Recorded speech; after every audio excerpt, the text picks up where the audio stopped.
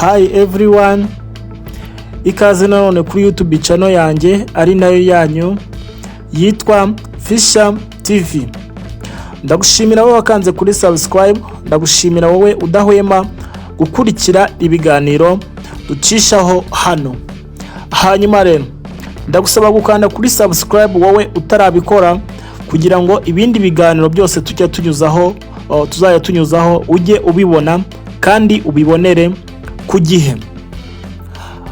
Hanyuma tudatinze, umaze igihe wumva ijambo Hormuz, umuhora wa Hormuz. Uyu munsi naguteguriye ikiganiro cyiza kandi cy'ingenzi.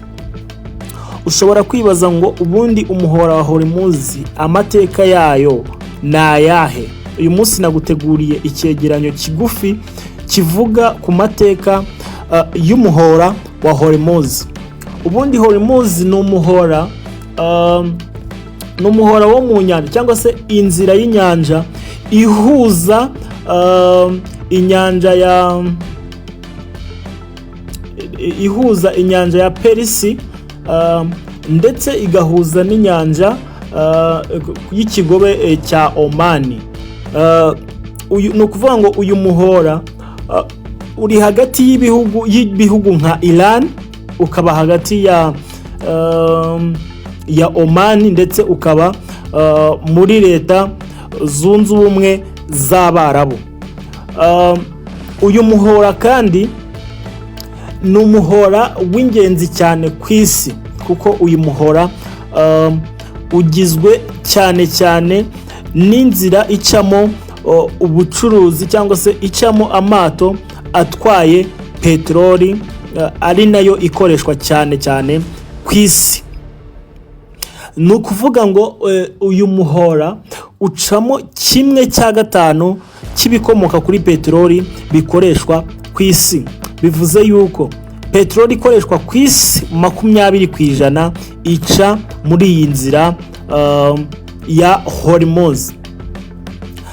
Urumva uko imibare ihagaze. Uyu muhora kandi wakoreshejwe kuva kera mu gihe cya mbere. Amateka avuga yuko uyu muhora mbere wakoreshwaga n'ubundi nk'inzira y'ubucuruzi.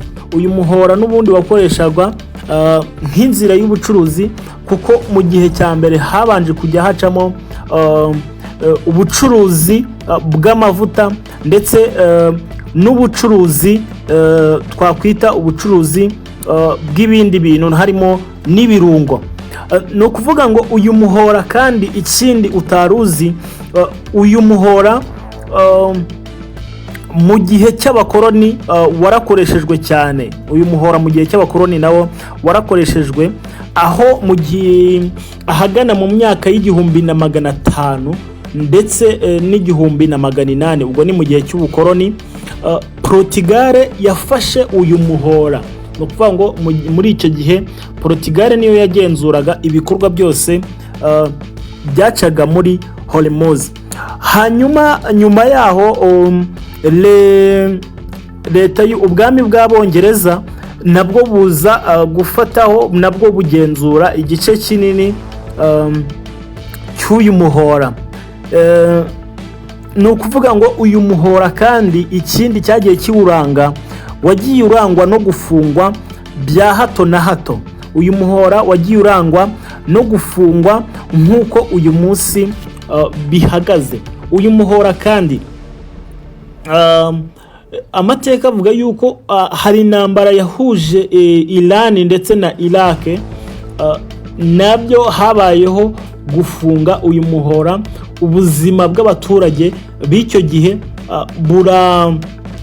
abaturage batangira guhangayika kubera ikibazo cy'ifungwa ry'uyu muhora. Ikindi ushobora wakwibaza ngo ni ukubera iki ubundi ikibazo cyose iyo kibaye, cyangwa se ibi bihugu by'Abarabu cyane Iran ikunda kugenzura cyane uno muhora. Wakwibaza ngo ni ukubera iki iyo ikibazo kibaye kibahuza n'ibindi bihugu cyane nko mu ntambara, ni ukubera iki ubundi iyi Irani ihagarika cyangwa se ifunga urujya n'uruza ruca muri uyu muhora. Ni ukuvuga ngo nk'uko nabibabwiye hejuru, nababwiye yuko uyu muhora wa Hormuz ucamo 20% by'ibikomoka kuri PETROL. Ubwo ibisigaye byose bica ahandi, ariko iyi nzira icamo 1/5 cy'ibikoreshwa ku isi by'ibikomoka kuri PETROL. Iyi kandi iba cyane iturufu ikomeye cyane nk'uko uyu munsi bimeze, niyo ijya ibafasha kugirana ibiganiro n'abo bahanganye. Ni ukuvuga ngo ayo niyo mateka yagiye aranga uyu muhora wa Hormuz kuva mu gihe cya mbere y'abakoloni, ndetse no mu gihe cy'abakoloni bajya gukoloniza. Murabizi ko uburasirazuba bw'isi, uburasirazuba bwo hagati bw'isi nabwo bwabayeho bukolonijwe n'ibihugu by'abanyaburayi. Ni ukuvuga ngo nabo no mu gihe cya mbere nabo bari, uyu muhora nawo warakoreshwaga. Ni ukuvuga ngo kugeza uyu munsi nuko bihagaze. Ngiyo impamvu nyamukuru kuba ari iturufu ikomeye cyane, niyo bijya bituma ifungwa kenshi kandi gashoboka.